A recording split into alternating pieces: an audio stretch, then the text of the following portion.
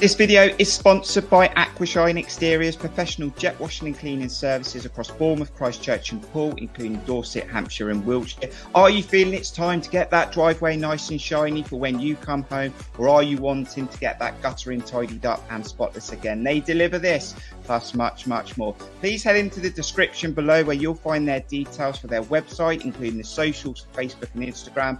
You also need to find their before and after portfolio. You can also call them on 07503 998 088 for a free quotation. Don't wait till next week. Don't think you'll do it another day. Pick up the phone, give them a call, check them out. Good evening and welcome to Cherries Red Army. I can see you're very active in the chat already. I'm loving it. Let's be active. Let's talk Bournemouth because it's a relief. Club football is back in front of our eyes this weekend for about another 50 days. And what a busy October it's going to be. If you're new to Cherries Red Army, please do subscribe. If you're new to the channel, subscribe because we need to grow our channel throughout this Premier League season. Also, at some point this evening or right now, hit the like button. Go on, do it.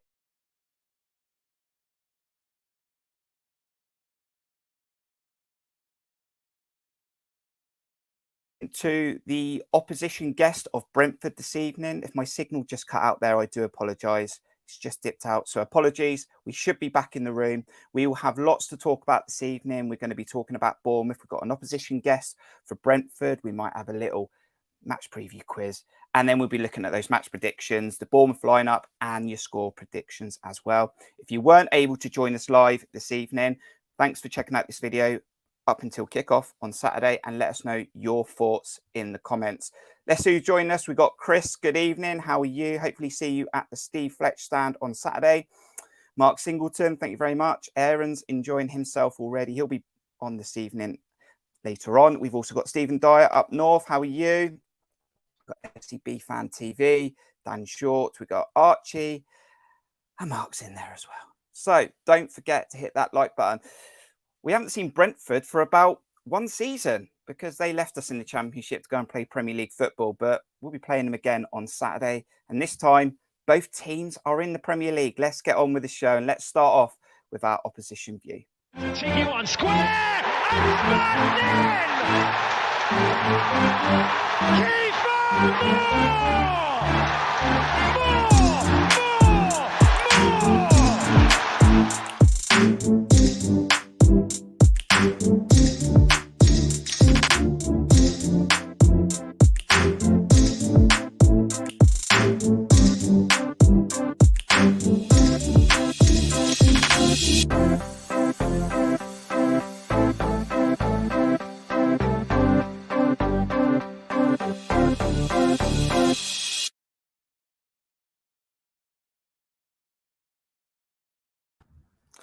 Bournemouth Brentford this Saturday, and let's kick off with the opposition view. It's a great welcome to our opposition guest, Dave Lane from Beesotted Brentford. We spoke to Beesotted with Billy in the Championship. You try to get away from us, Dave, but we're back with you. How are you doing? Yeah, I'm good. I'm glad you've come up to meet us rather than us come down to meet you again. Yeah, it's better to be in the top flight, I reckon. Details for Beesotted Brentford this weekend are in the description below. Are you doing anything this weekend, Dave, for a match preview, match reaction for this game? Yeah, we're doing a podcast. We're recording that first thing in the morning. We'll have our preview online at beesotted.com and all over Twitter as well. So yeah, we'll do that first thing in the morning. Any Brentford fans in the chat, do let us know. You're all welcome. And Dave, Brentford did make it to the Premier League. You had a very good season last season with a lot of players that took you up from the Championship. And this season was all about the second year syndrome. It's not always the case, is it? But we have to put it on the table. But you started very well. I think you're ninth already. Tell us about the start of your season under your current manager who took you up. Yeah, well, as you say, yeah, second season syndrome is something that a lot of pundits can't help themselves to spurt out. I mean, it's not actually a fact, really. I think Sheffield United are really kind of they're the catalysts of this. You know, I think of all the clubs that have ever got promoted to the Premier League, it's like 50 odd now. think it's only 11 that have come down in the second season, and Hull are 2 of them. So it's not really a thing. There's lots of examples, Bournemouth included, of when you go up and it's not necessarily you come straight down. You can have a purple patch. You can really make an impact and actually contribute a lot. And I think that's what we're doing. We're playing some great football. We're obviously realists. We know we're not going to win it as such, but there's enough about us to survive. And the football we're playing is great to watch. And we're enjoying not every minute of it, but we're it's such a high standard, and you kind of win so rarely that it's to have a couple under our belts already and probably deserve at least another one. We're doing all right. Yeah, we're enjoying it. In a nice new stadium, it's on the list for me this season to pop up to Brentford, but this game is at Dean Court. But you look a little bit better at home. You've had that big win against Manchester United. Correct me if I'm wrong. I don't think you've won yet on the road, but you are a solid side, mid-table at the moment, and you're going to be tough to beat on Saturday. Yeah, we've had 3 away games. The first game of the season was away at Leicester. We were 2 goals down. We came back to draw that 2-2. We lost at Fulham, which again 2-0 down again, came back to 2-2. And Mitrovic scored in the last minute. That was hard to take because we deserved something out of that. And then we got a draw away at Crystal Palace. So it's been all right away. And then obviously just the one defeat, the Arsenal 3-0, which they did to you as well. Yeah. It's been steady. Yeah, it's been solid. And then the highs have been high, and it was the only real low has been the Arsenal game, where weird atmosphere. It was obviously the Queen's funeral weekend. We were told really not to sing our anthems before the game, and there was obviously all the minute silence and all that kind of solemnness, which we almost wish the game was called off, to be honest with you. So yeah, it was a bit of a no-show. But apart from that, yeah, we're looking forward to coming down to Dean Court again. It's a venue that we're very familiar with. We played you in every single division. Yeah. The last time we played down there, it was behind closed doors, or there was only a handful of people in. 2000. There was I think it was 4,000 back at our place for the next game, which I'm happy to talk about forever and a day. I've still got visions of Begovic trying to trip Ivan Toney up after scoring that. There was a lot of shithousery going on that night, on that afternoon, but it was the first time that we as fans were back in numbers into our stadium, and it was a great atmosphere, and it was a brilliant comeback. 2-0 down in aggregate to come back and win that 3-2.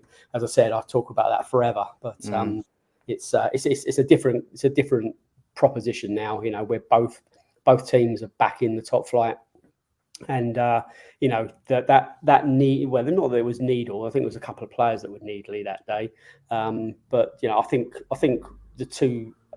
Bournemouth and Brentford will go toe to toe. It's going to be a cracking game of that, I've got no doubt. We did have some really good games in the Championship. Referring back to that, I mean, that sort of COVID pandemic where they eventually let fans back in. I was part of the 2000 at Dean Court where Danjuma scored the winner 1-0, and I was up here. I was thinking, look, can we just go to Brentford? I think the concern we had was that there were going to be more Brentford fans for the away leg, and we started brilliantly. Danjuma again ran the length of the pitch. I couldn't believe he had the whole field to himself so early on.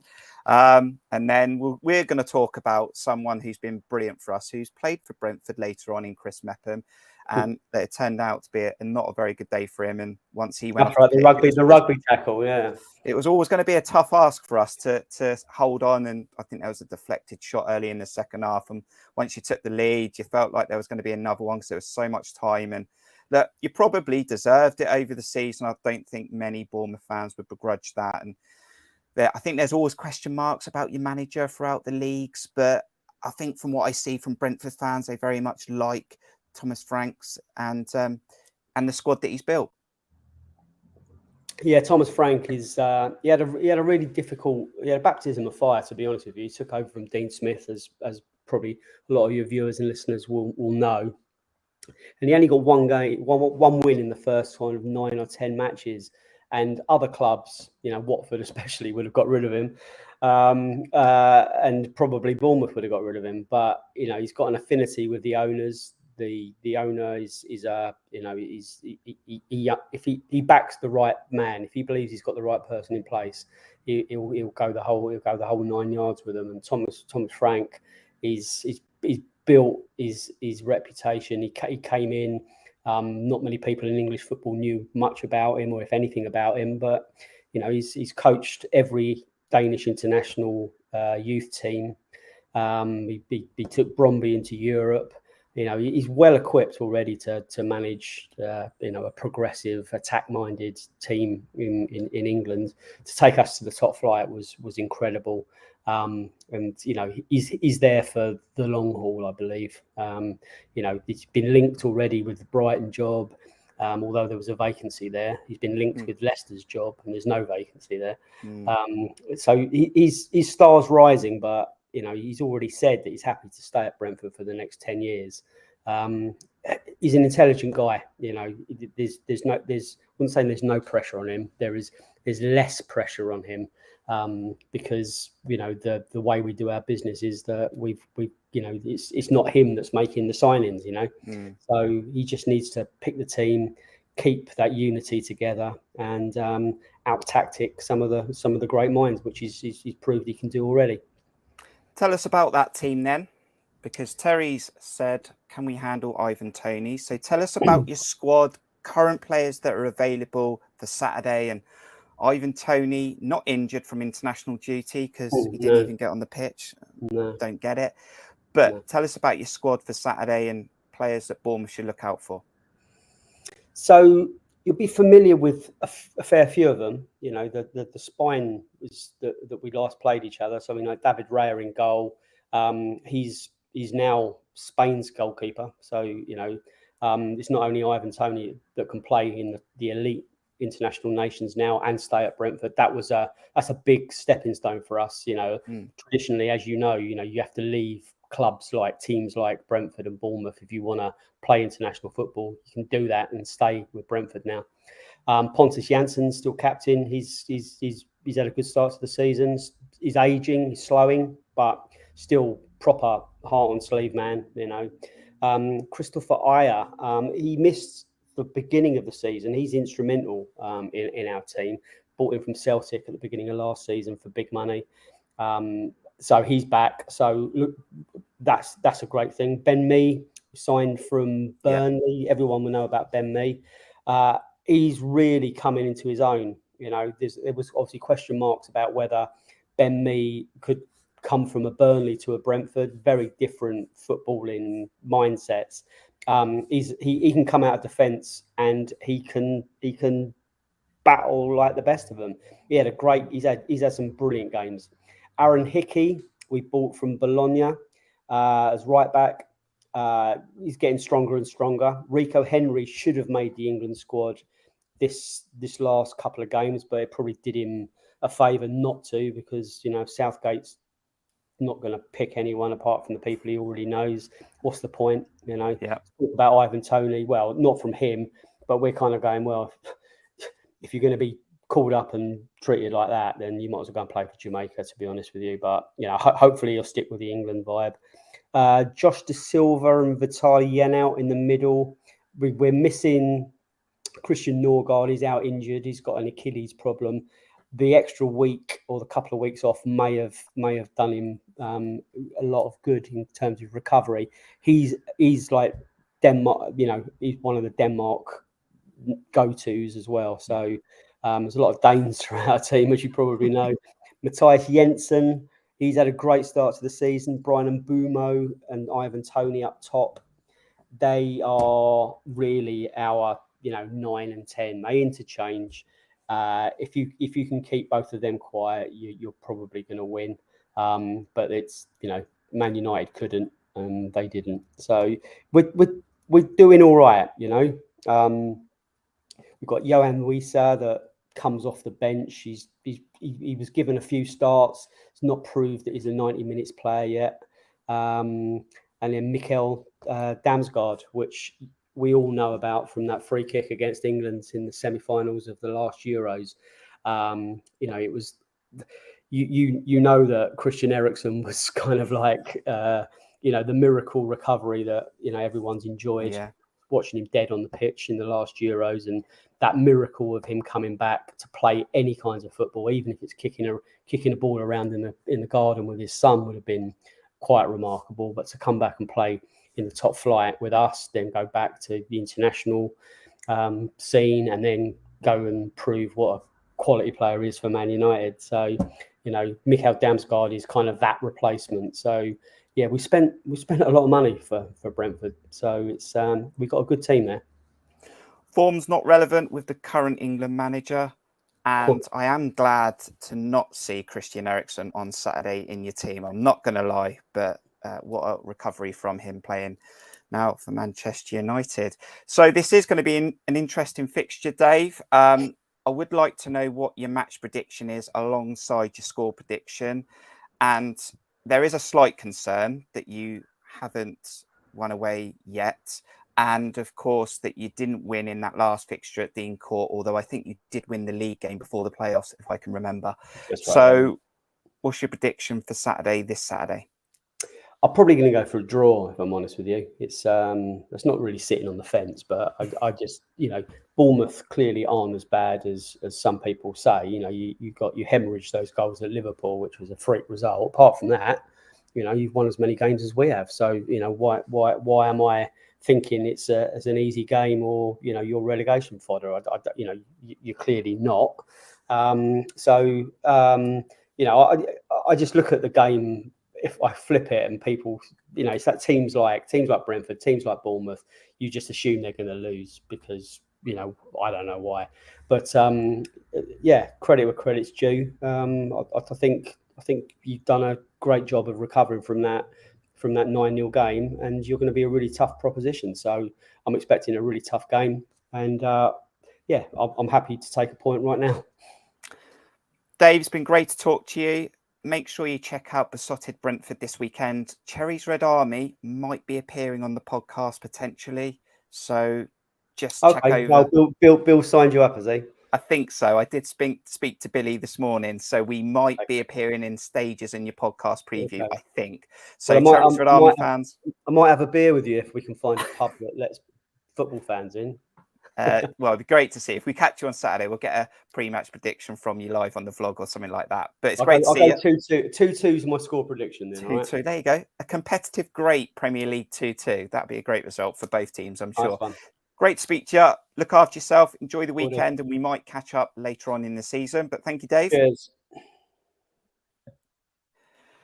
Brilliant there to get an opposition view. And now we're going to focus on Bournemouth. But just like Dave spoke about, we did play a playoff semi-finals against Brentford. And in that first leg, where 2,000 Cherries fans were sat in the stadium, including myself and my boy, we did take a 1-0 lead. We didn't win overall. But should we just remember that goal in the North Stand? Yes! Yes! Yes! Yes!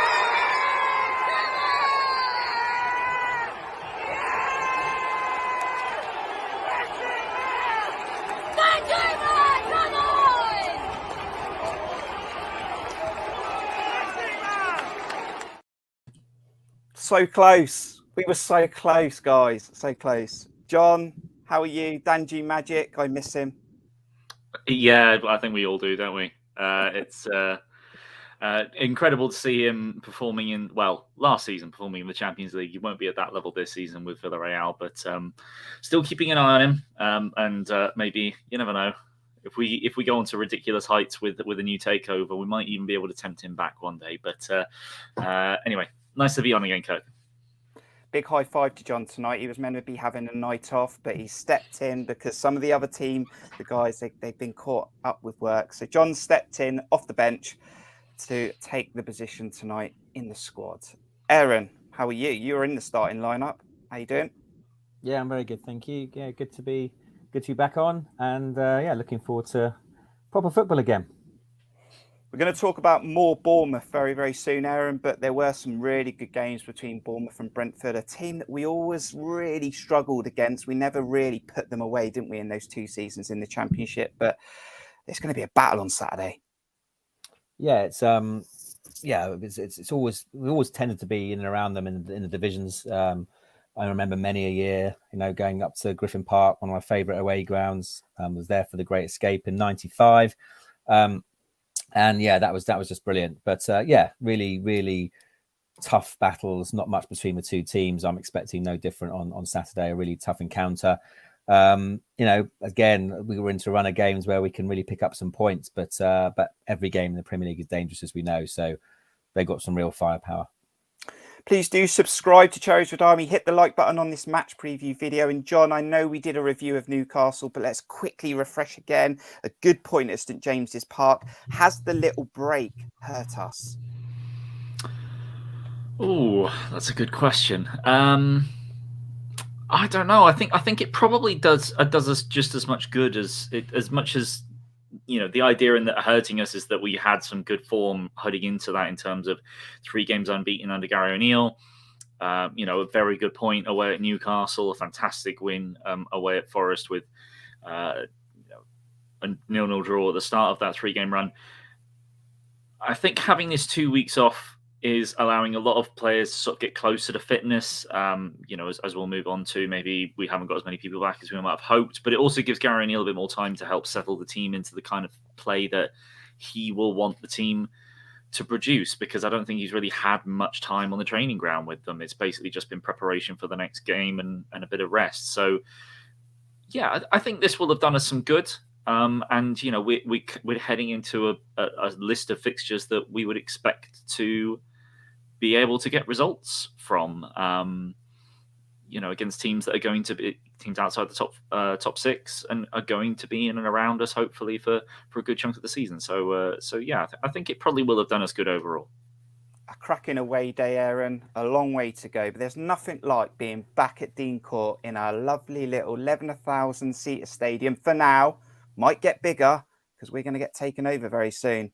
But it's great to be back at home this weekend and a good point on the road at Newcastle. Yeah, I think we all said, it was a point which we had vaguely hoped for, but didn't really expect, if I'm being honest, away at Newcastle. I called it a bonus point. And as we've said, other than the big 3, we've won 2, drawn 2. And these are sort of games where, why shouldn't we believe? There's these 2 home games in a row now, a really good opportunity to try and get more points on the board and, really try and build on the very positive start we've had. But yeah, great to be back at home. It's been a great atmosphere so far this season. So hopefully we can cheer the lads on to at least a positive result. This is a match preview, John, but let's just quickly touch on some breaking news through the club this week. Not really breaking, but news that's currently running through the veins, and that is the takeover. Very imminent. Sounds like it's almost done. Might happen very soon, before the end of October, maybe even earlier. And I'm feeling positive about it, John. I think Max has got our heart in the right place, and he won't hand over this club to anyone. It'll be to the right people that put promises on the table. Yeah, I think that came out pretty quickly through the reporting of the likes of Alex Crook, that Max still cares deeply about the club, and I think he may well be selling on his position, but it's for one reason is that I think that it's financially that he necessarily can't put as much money as he would like into the club as he thinks maybe it needs, and 2, that I think he deserves something back as well. He's put a lot of money into the club, and I don't begrudge him passing on sort of that responsibility within something that has such a community feel, that's so important to the area, that if it's going to keep thriving, we'll need more financial investment. And if he can't provide that, then I think he's happy to make sure that people that are going to be sustainable with the club make sure that it's approached in the right way.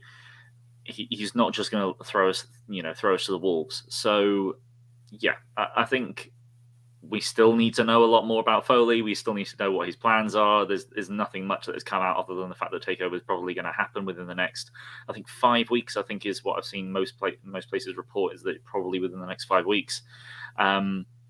So yeah, there's a lot more that needs to come out about this. There's a lot more we need to find out about what the plans are, the prospective ownership, because that has not been made public as of yet. But from what he has done in his previous ventures, he's certainly not scared to invest a lot of money.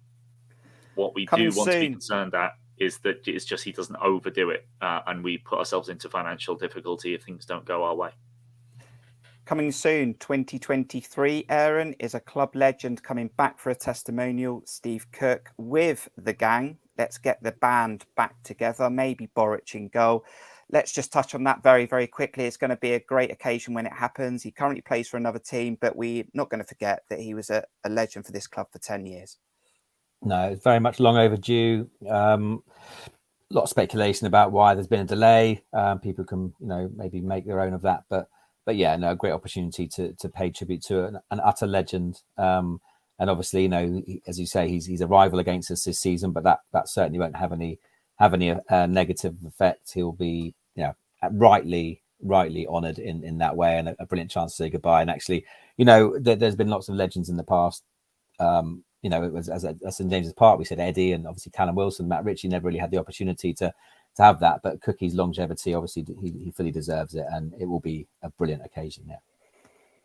Right now, John, I feel like I'm going to stitch you up now, because we are going to be talking about the presser. We are going to be talking about that predicted lineup and score predictions. But Aaron did the quiz last time out, and now John's going to feel a little bit under pressure because he stepped in tonight, and he's going to be put on the spot in this 60-second quiz. As a league table, by the way, Aaron Kaye is top, but he's the only one in it at the moment. Clearly top. We need to clarify as well that he only got 5, not 6. We actually said it 6 in the last preview. So, John, I'm going to put you on the spot now. We're going to put you in the 60-second quiz. Do you feel pumped for it, or are you dreading it a bit? Oh, I think let's just get it over with at this point. I know I'm going to get stitched up at some point this season, but I'll keep throwing the 60-second quiz to the rest of the team whilst I can. Now, you get involved in the chat. Do let us know how many you get right. What we have to do is put John in the limelight. And when you're ready, John, you let me know when you're ready, and we'll do the 60-second quiz. Oh, give me 5 minutes, Kirk. No, let's go.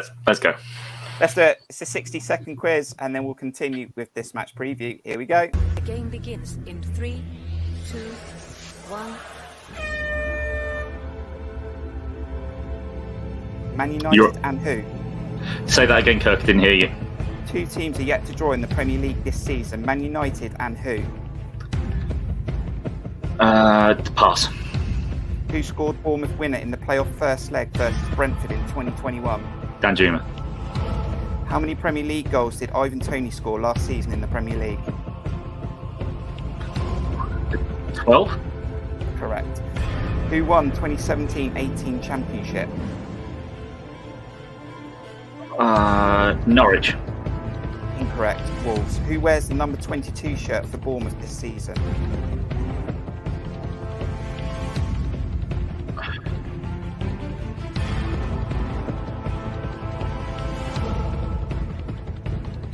Pass if you want to pass.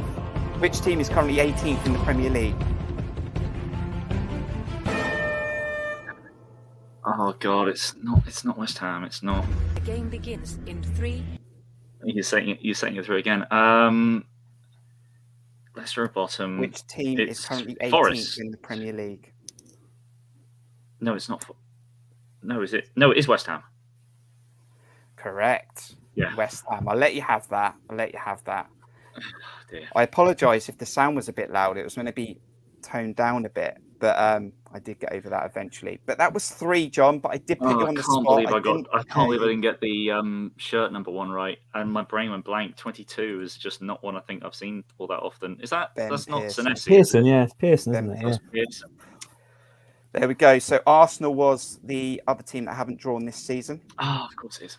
You got Danjuma right. 12 league goals for Ivan Toney last season. Wolves won the championship in 2017-18. Ben Pearson has the number 22 shirt, and West Ham are currently 18th. So that's 3 to add to that league table for John. Look, this is like a warm-up in this part of the season. We'll come round again. They can try and enhance their scores, but it's a bit of fun. How did you get on in the chat? Do let us know if you were getting involved, and let us know how many you got out of that 60-second quiz.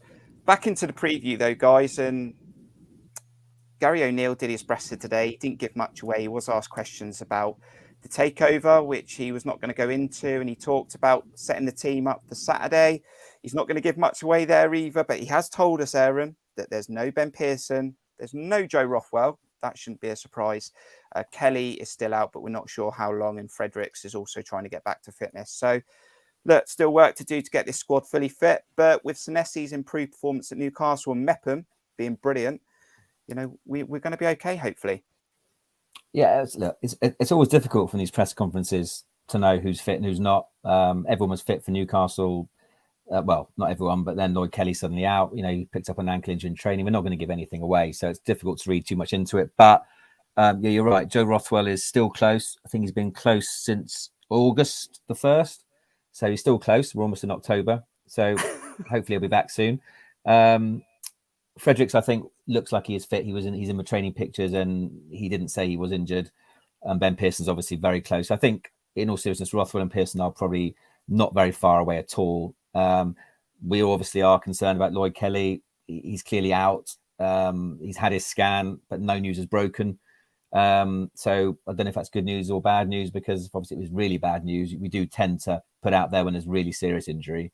But I'm still hopeful. Hopefully after the World Cup we'll see him, which is only 6 weeks away. So it sounds like it won't be before then, but hopefully he won't miss too many games. But yeah, other than that, we're in a relatively good shape. Apparently, no other injuries. Everyone's come back from international duty unscathed by the sounds of it. I think Jeff Lerma got back yesterday after playing late for Colombia. So yeah, hopefully we're all in a good position, and now it's just a case of who to choose, because we still have a lot of options available, even despite the injuries that we have. I want to talk about a few players leading into this predicted lineup, or what the lineup might be. Come on, John, let's talk about this guy again.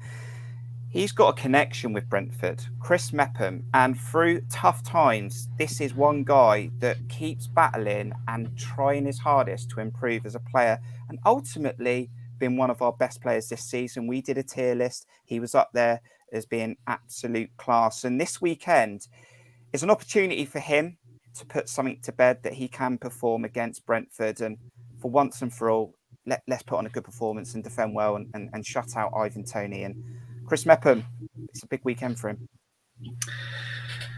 Yes, but I think he's gone up against Brentford so many times now that I really don't think it necessarily hits him in the way that you would imagine if it was his first or second time. And, you know, in the away fixture, I imagine it won't phase him at all, because it's not even the same stadium that it'll have played at anyway. But at the moment, at home,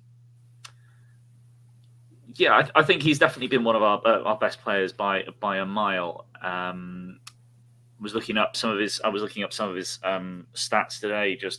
I saw a tweet out by someone sort of asking about players that had surprised you this season, and Chris Mepham is probably the first one that comes to mind, just because of how much he's stepped up. And I think that is partly due to the fact that we're playing a more defensive system. We're sitting a lot deeper. He's not required to have to track back players. We're not holding a very high line, so he's never getting caught out with balls over the top, because we're never really that high up. We've had the lowest percentage of possession in the league by a decent distance. His passing hasn't been bad at all, but he's not been having to be on the ball to make the mistakes that he's made in the past before. I think it all just suits him quite well. He's able to be incredibly combative, and he gets his head to so many things. His people aren't dribbling past him. He looks quite favourably in terms of in that stats as to how many times a player will dribble past him. It doesn't happen very often. It's 0.28 times per 90, which is incredibly low. And his clearance numbers are ridiculous. There's over 7.5 clearances per 90. He's in the top 1% of defenders in Europe's top 5 leagues. So clearance only tells you one thing, in that basically he just gets rid of it whenever it's in any kind of dangerous position, which I like, and I think it suits him. It suits his game. So, he's been a rock at the back so far, and I think it's a pretty good thing that we didn't get the likes of Phillips in again, because I think Mepham has had the space and time to shine. Yeah. Stephen Dyer says, I think Meps will be fine. He's had a run of games playing well. Must be good for his confidence. Surely good for his confidence, Aaron. Yeah, I mean, that's the thing, isn't it? It's all about confidence, his run of games. He's always had the ability. He's highly rated. Eddie was after him for so long before we actually got him. You don't become an international footballer for nothing. Yes, it's Wales, but Wales are a pretty decent side these days. They do have options there. So yeah, he does have a mistake in him, as we know. You mentioned the Brentford game. Clearly, that's obviously the most notorious one. But which defenders don't have mistakes in him? And so far, he really hasn't had any this year. And he's had an impeccable record. And he's a leader as well for a young guy. He's vocal. He's organised. And he's just hope he doesn't get injured, because then we would be struggling a bit. But assuming he stays fit, then hopefully we can continue to be all right. Other players I want to talk about then, as we go into a really busy spell, Aaron, is our forward players now. We've spoken about how hard they've worked, how they run on empty, and they put a shift in, and they're technically good when we've got the ball. But still, Marcus Tavernier and Ryan Christie have no assists and no goals. And as we go into this busy period, we really need them now to start adding these sort of statistics to their name, surely. I mean, on the face of it, yes. We know what they've given us. We know time and time again how good Ryan Christie can be on and off the ball, with his work rate, his tenaciousness, his effort. And yes, he hasn't had any assists or goals, but it does count for a lot, because the work he does is just when you see him live, it's just, you can really appreciate the work that he actually does. And it doesn't get the glory, but it's so important to the team. And Tavernier, for me, has been one of our players of the season. Again, he's looked so dangerous. He can run with the ball. It's just that final pass, that final finish, which has so far eluded him. But the other side of the coin, it is working. As I said, you've got to put those other three games aside. Then we've picked up those points with those players. John will talk about the 1xG stat, which you can't hide away from. But we've picked up 8 points from those 4 games, and that's not to be sniffed at. So something's clearly working.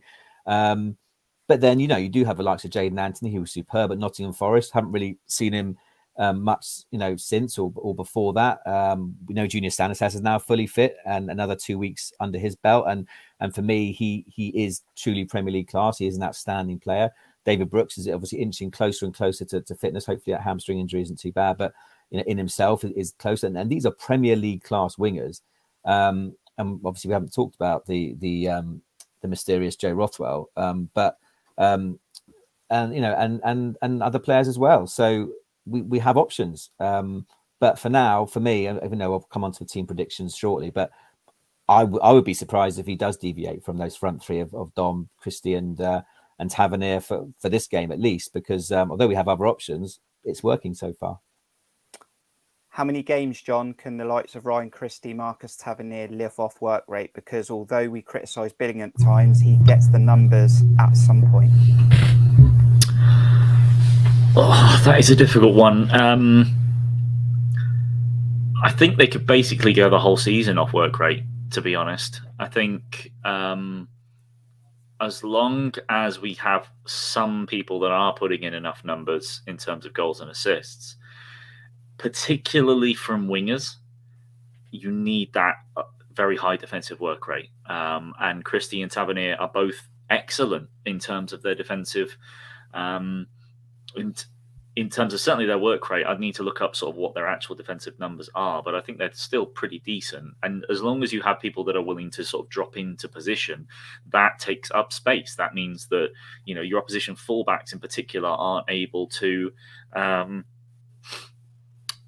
you aren't your opposition fullbacks aren't able to do what they want to do if the midfielders are tracking them back. The flip side to that is obviously of the best teams, the wingers stay high, and it forces the fullbacks to stick with them. But we're not in that kind of position.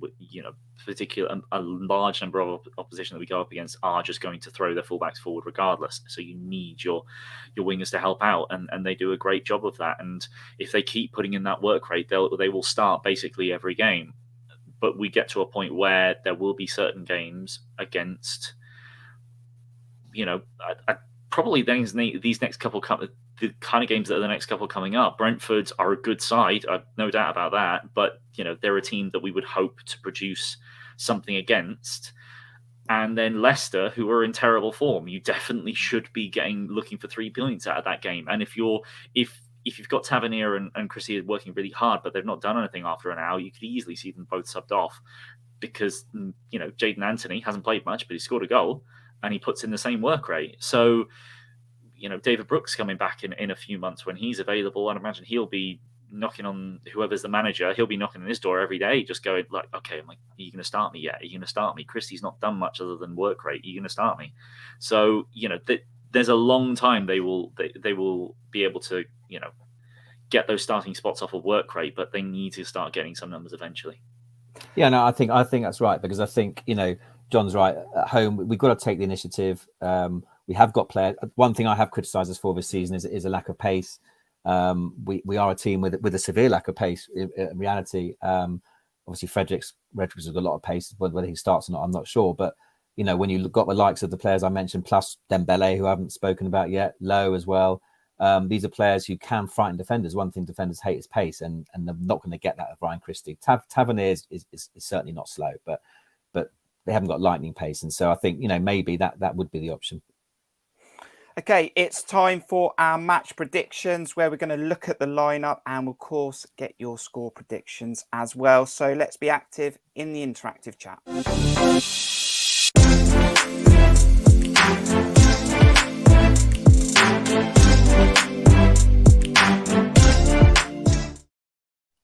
What we'll do, guys, is I think we'll put the lineup that was chosen for Newcastle, if I've got it correct, because I sometimes get it incorrect. But Neto started in goal versus Newcastle. Adam Smith, Mepham, Senesi, Samura, Lewis Cook, Lerma, Tavernier, Christie, Billing, and Solanke. Don't worry too much about the formation, but those were the 11 players. Aaron, let's just get your thoughts on how that lineup might look on Saturday.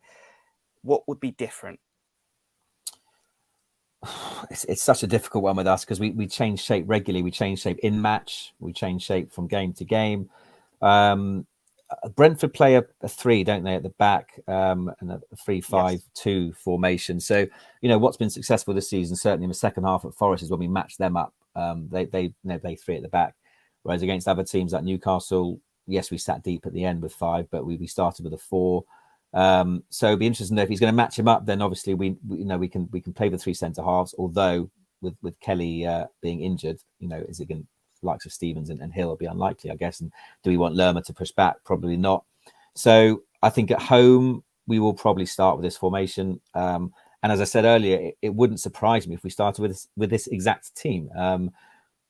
I'd like to see Fredericks in the team because, as I said, he's got that pace. Granted, I've only literally seen him in the second half at Nottingham Forest, but he was brilliant in that game. So if he can carry that on, but then in a 4, Smith doesn't deserve to lose his position necessarily because he's so reliable. Question mark over pace potentially, but so it wouldn't surprise me if this is the starting lineup. But as we've said, there's so many options we've got, which is a good thing. Even with the players who got out injured, so we could potentially switch it around. Certainly on the wings, which we've talked about. I very much doubt Lerma and Lewis Cook will lose their positions, which is completely right. But if I was a betting man, which I'm not, I would say this would probably be our starting lineup. Do you expect it to be unchanged on Saturday under Gary O'Neill, John? Probably. The only one is Lerma, because he'll have come back quite late. But I think in the past we've asked this question before, and he's still played, if I remember correctly. So yeah, I think it's been enough to. Well, to be fair, it's a different manager now, but it is the same Lerma who just keeps working and working and working. So I would imagine Lerma will play and start. I certainly don't see any reason to change that up. Aaron is right. We could play a back three. I think that might suit us a little bit better in terms of they play two up top. Most teams do not play two up top anymore. So you might want that extra player there. I think a 3-5-2 would actually suit us quite nicely as well in terms of allowing us to play Kiefer Moore and Solanke up top. You still get that 3-man midfield, which we all want to see. Mm-hmm. And, it takes you man for man on the wings. And then obviously you've got your 3 men to deal with their 2 strikers. So the thing is that works both ways, obviously. We would both have a 3v2 in our favour in defence, Brentford and Bournemouth. But I like our position, having the pace and strength of Solanke, and then having just the physicality of Moore up top to sort of really combat, combat their defenders. I could see us play a 3-5-2 to sort of match up Brentford, as Aaron suggested, but I would imagine we'll probably try and stick to our game. But then again, we thought this is what we started with against Newcastle, and then we shifted to a 5-4-1 at half time when no one really saw that one coming. We played even more defensive, still managed to nick a goal, and we're quite unfortunate not to take all 3 points in the end anyway. So, but this is a very different game. The thing that I'm sort of interested about for us is the fact that Brentford are really good on the counter, and we are very much going to have a lot more impetus on us to sort of take the ball, in our stride and push forward and dominate the game a little bit more. And to be honest, I'd be happy for us to sit back and just let them try and break us down, because I'm not sure that that's really in part of their game, Brentford. And we've shown we can counter. So I don't know. It'd be interesting to see what Gary Neal's tactics will be. Someone I guess sorry, Aaron. Look, I was just going to jump in, Kurt, and say, I guess I did forget this, that if we do go to 3, it's likely that Adam Smith will be the right centre half and Fredericks will start.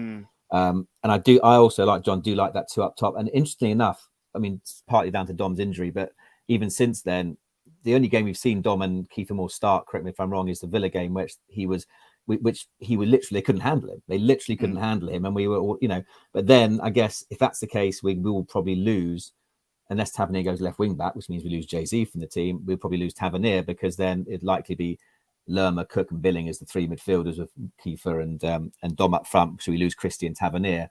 So there's pros and cons, but I do like the more Solanke combination, because it means he's not isolated.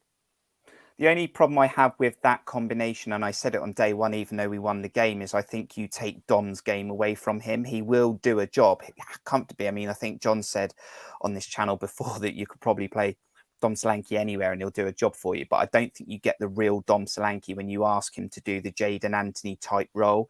And that was the issue I felt was going to hit Scott Parker at some point. Someone that would like to play in this match, will he get on the subs bench, Aaron, is Marcondes.